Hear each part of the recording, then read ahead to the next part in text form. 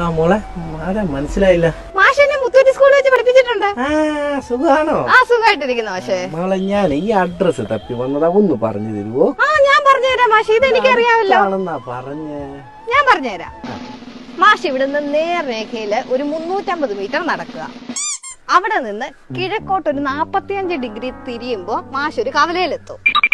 ആ കവലയുടെ പേരെനിക്കറിയത്തില്ല, അതുകൊണ്ട് ആ കവലയെ നമുക്ക് എക്സ് എന്ന് വിളിക്കാം.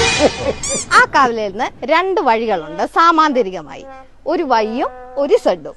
അതിൽ ഇസഡ് എന്ന വഴിയിൽ കൂടെ ഒരു 2 മിനിറ്റ് നടന്നു കഴിയുമ്പോഴത്തേനും ലംബമായി നടന്നു കഴിയുമ്പോഴത്തേനും സാറൊരു സമഭുജ സാമാന്തരികത്തിലെത്തും.